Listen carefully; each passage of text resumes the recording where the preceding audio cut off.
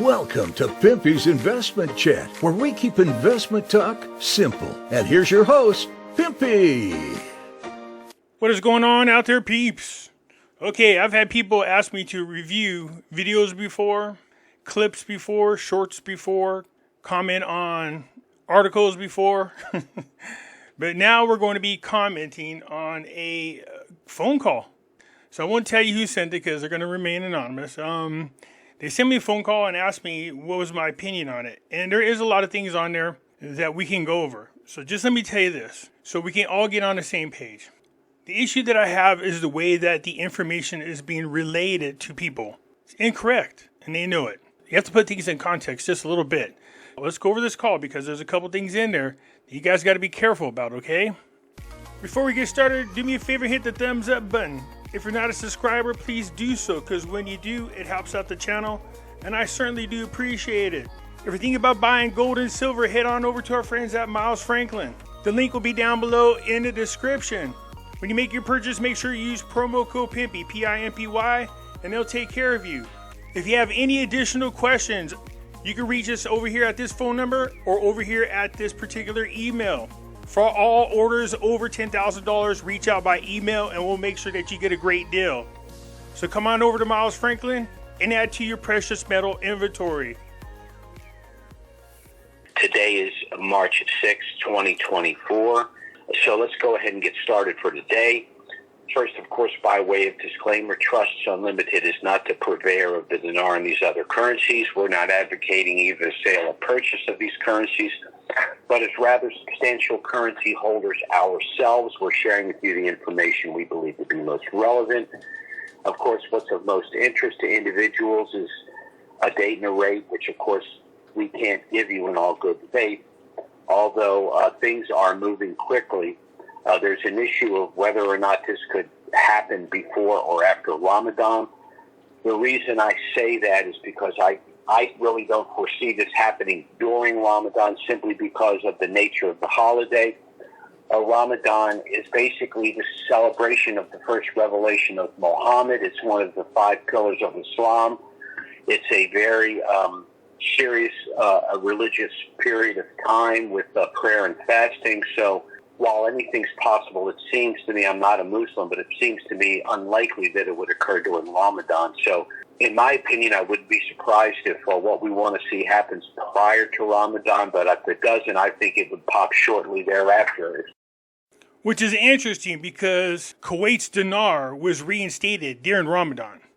You would think that if you have some good news, like you're increasing the purchasing power of your country, that you'd want to do it on Ramadan as a way of considering it as a blessing. That's just my opinion. Not immediately thereafter.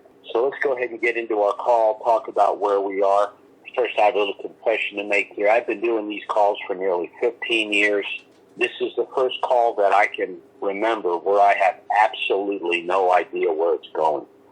The information that I've got is coming from so many different directions, so many different places, and the implications for us are so important that I've just been unable to do what I've been pretty successful in the past at, and that is to basically put everything down in a very systematic way, present it that way.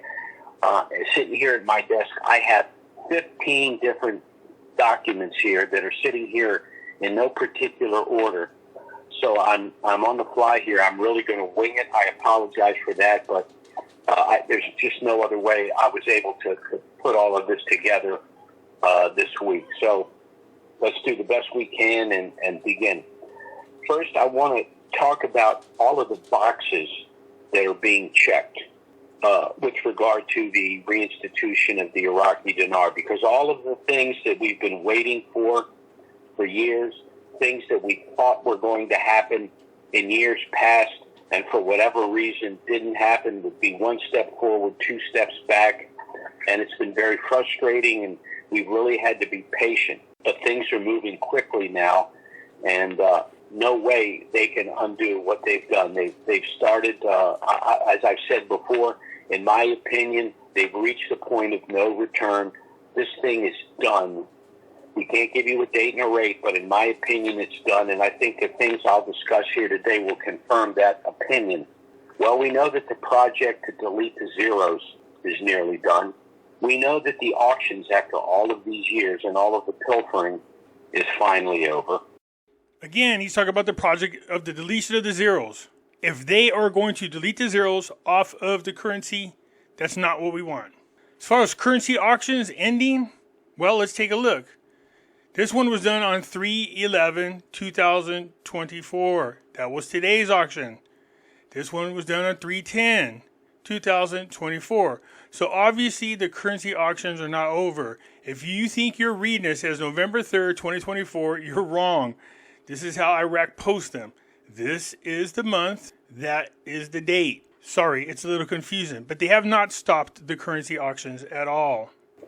We know that the WTO has basically stated that pursuant to the last file presented to them by the CBI of Iraq, that they have fulfilled all of the requirements for entry to the World Trade Organization, which is just one step away from saying they are a member. They are a de facto member in that they have fully complied, and the WTO has stated so. We know that there has been recently a drop in the price of food in the country, which I think is directly linked to some currency manipulations that are moving in the right direction. Actually, the government said that they were putting a portion of their money towards making sure that the food for the food baskets were cheaper for the Iraqi people. So the price of food has come down, but that has a lot more to do with the Iraqi government contributing a portion of the budget to make sure that food prices come down. And we know that the float of the dinar and the release of the lower dinars will be coming very shortly, because finally we're seeing the gap close between the official and the market street or parallel rate of the dinar. So is that true? Is the parallel rate, has the gap changed? Well, this is today's news. U.S. dollar exchange rate rises in Baghdad and Erbil. We don't want to hear that the U.S. dollar exchange rate has risen. The exchange rate in currency exchange shops in Baghdad range from 1,515 dinars and 1,495 dinars. So no, the gap is still there, not as dramatic. And yes, the gap is slightly closing, but you got to remember, they have to be consistent. Somewhere within 5% of the current exchange rate. They're not quite there yet, so it's come down a little bit. So all of that's moving in the right direction. We also know that the IMF and the World Bank are all assisting the CBI and the banking system in the country. We know that millions, tens of millions of individuals have established new bank accounts in Iraq. We know that the country is releasing the Visa and MasterCard. Not tens of millions. There's been approximately 1 million new people opening up a bank account in Iraq. Electronic debit cards. We also know that the banks have even established commissions for the electronic services, which makes absolutely no sense if they're not going to implement the electronic services. And we know also that the IMF is assisting with the detailed exchange protocol, which has to do with the 3-0 provisional currencies going into the banks as they collect the 3-0 provisional currencies to be exchanged for the new national currency. Ooh, wow, that's interesting. This is a guy having some inside information, is that right?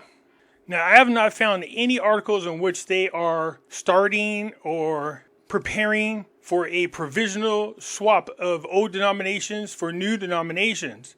But let's just go with the premise that this guy's accurate and the news is out there. They're preparing to do a redenomination, the removal of the old currency, like this one here in the picture of 25,000 dinar notes, and replace it with the 25 dinar notes, otherwise known as the lower denominations. Let's say he's right. If they are preparing for that, then yes, there's a good chance they're going to change the exchange rate. Could it be as high as 1-to-1? Possibly. Could it be as high as $3 for every 1 dinar? Yeah, that's possible.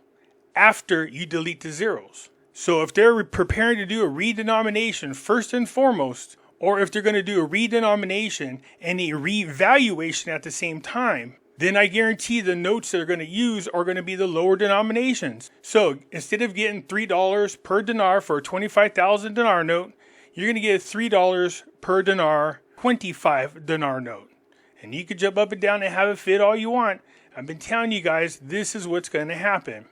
Now, this is great for the Iraqi people. Like that one prophet said, the Iraqi people will prosper. They'll be happy about the change in their wealth. But the Western people will not even have a taste of it. Isn't that what she said? Won't even have a taste of it. You see, their purchasing power increases, which allows them to buy more goods.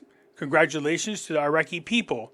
But as far as us swapping out the old currency notes for the new currency notes, sure, that's possible. Maybe you get lucky and you find a way to get the new currency notes. But you see, the 3 zeros would have been removed. You're not going to get $3.22 or $3 for a 25,000 dinar note. It's going to be against a 25 dinar note. I keep telling you guys and warning you guys about this, and then people out there keep lying to you and misleading you. You're going to learn the cold, hard facts when the truth comes out. But this guy's saying they're already preparing to release the lower denomination notes, the deletion of the zeros, swapping out the old currency with too many zeros for a new currency that has less zeros. So once again, the question is, well, when is this going to happen? It could happen before Ramadan. Again, I think it's highly unlikely it would happen during Ramadan. But if it doesn't happen before Ramadan, I think it's going to happen immediately thereafter. I want to touch just briefly on the protocol itself and what this means. We know that the dinar now against the U.S. dollar is something like 0.000837, et cetera, et cetera. It's 0.00077. Which basically, we round that off to, let's say, when they would drop the 3 zeros, 86 cents. No, you don't round anything. There's nothing to round off. That's the exchange rate. That's 1 dinar is equivalent 0.00077 at the moment. If they delete the zeros, then what you have is 0.77 cents for every Iraqi dinar. If the dinar hits 86 cents against the dollar, I think they'll reinstitute it at 1-to-1. When they reinstitute it 1-to-1, it very quickly is going to move to an equilibrium rate. Well, what is that equilibrium rate? Well, there's 3 rates that I want to think or talk about. One is $3.22. That was the rate of the dinar when it went into the program rate. 20 years later, with the country in substantially better shape and inflation, it seems to me that $3.22 would be the floor, not the ceiling for the dinar. The next rate I want to mention is $3.46. That's the value of the Kuwaiti dinar against the U.S. dollar. That currency has the highest value on the planet against the U.S. dollar. Yet the wealth of Kuwait is dwarfed by that of Iraq. So it seems to me that 346 is conservative number 2. The number I want to mention is 348. That was a number a few months ago that was expressed as the Basel IV compliant rate of the dinar against the U.S. dollar. The Basel IV compliant rate? Where the hell do you get that there's a Basel IV compliant rate? I looked everywhere for this so-called Basel IV compliant exchange rate. There is no Basel IV compliant exchange rate anywhere listed. If you guys want to find it for me and leave a link for it down in the comments, I surely would appreciate it. And of course, anyone that's been listening to our calls, my extrapolated rate for the last 15 years has been $5. I've said based on the known natural resources of Iraq, based on the movement through the phases of Basel, it seemed to me that $5 against the U.S. dollar, $5 per Iraqi dinar seemed like a good number. And of course, the number they came out with at Basel IV compliance is $4.85. Where are you guys getting these numbers from? Can somebody get the link to where this is? Because I never heard of that. $5? The exchange rate of $5? Didn't I go back and show you guys in the history of exchange rate? The biggest change in the exchange rate after revaluation happened in China in the 1940s. It barely went up 46%. That is the record for the history of increased exchange rates. If we take a $5 exchange rate, all right, $5. So we're talking about a 6,577% increase. The previous record is 46%. You're talking about a 6,577% increase in value. Okay, I'll take it. But you think they're going to do that with a 25,000 dinar or 25 dinar? So if I take my 5 million dinars and delete the 3 zeros off there, I now have 5,000 dinars times my $5 exchange rate. Hey, man, I'll take it. That's a pretty good profit, man. That's 25,000 US dollars. So keep your fingers crossed that it does become a $5 exchange rate. That'd be nice. It's a lot better than 1 for 1 or dollar something or 3 something. I'll take the biggest increase in currency value in the history of increases to get to that $5 so that I can have $25,000 for my IQD. And don't forget, you got to deal with taxes after that. Yeah, it's not going to be that pretty. So, just take away another 23% just to be on the safe side. Almost 1/4. You're looking at somewhere around, 19,000 or something? Somewhere around that neighborhood? Yeah, just thinking off the top of my head. So let's conservatively say that we're looking for something between 322 and 485, which means I think it's entirely reasonable. And in fact, an expectation that we're looking at something north of $4, about $4.25 seems perfectly reasonable under these circumstances. Now, the other thing I want to mention, because there's a lot of scuttlebutt going around. So this guy is claiming that they have already started the protocol, I guess it is, to remove the old currency, which is the ones we have, with the too many zeros, and exchange it for the new currency without the zeros. So 25,000 dinar now becomes 25 dinar. And that the new exchange rate, according to the Basel exchange rate compliance, is somewhere in the neighborhood of $4, and he's thinking it should be somewhere around $5. Hell, I'll take the $5 just so I can get $25,000. At the present time, is that I've said not only is the reinstatement and revaluation of the Iraqi dinar baked into the cake with regard to all of the international contracts that they're consummating, I think they're actually operating on a rate, an assumed rate, maybe in a conservative assumption, but a trading rate that we in the public are not privy to. Now that's possible. I told you countries often keep track of multiple exchange rates at one time. There's some of them we don't have access to. I did a video showing you guys in writing that Iraq had a 12-to-1 exchange rate. Remember that? And that was an exchange rate that was not available to the public. So yeah, it's very possible they keep track of different rates for different reasons. But that doesn't mean you're going to have access to them. Well, of course, what's come out recently is some of the banking information on the private side is showing the Iraqi dinar. I think it closed last night at $2.72. So that's not a rate that's available to us. That's not a rate we could exchange the currency for. But it's a private side rate that is utilized when they try or attempt to consummate these international contracts with Iraq, whatever it's for. So this is very, very good news for us, and it's just another indication that things are moving quickly and in the right direction. Not sure how that's good for us. Just because they keep track of all these different exchange rates for multiple reasons doesn't mean we have access to them. As far as they're concerned, at this current moment, our exchange rate is $1 for 1,320 Iraqi dinars. Regardless of what any private screen or numbers on the back screens and redemption centers and 800 numbers you got to call, all that other crap, it doesn't make a difference. What makes a difference is what we'll have access to. So if they're going to redenominate and take away our zeros, well, then I want to try to get the highest exchange rate possible. Shit, yeah, I'll take $5. At least then I can walk away with $25,000. If they go 1 for 1, well, then I only get $5,000. I'll take the $25,000. I want to touch a little bit on the CBI operations. I touched on them last week, but I want to touch on them again because it's not, in my opinion, the United States Treasury It's not the EU. It's not the central banks of other countries. It's the central bank of Iraq that's going to pull the trigger. Now, it's true that, of course, they have to be Article 8 compliant with the IMF, and which, of course, the IMF is saying they've accomplished. But internally, it's the CBI. And what is the CBI doing?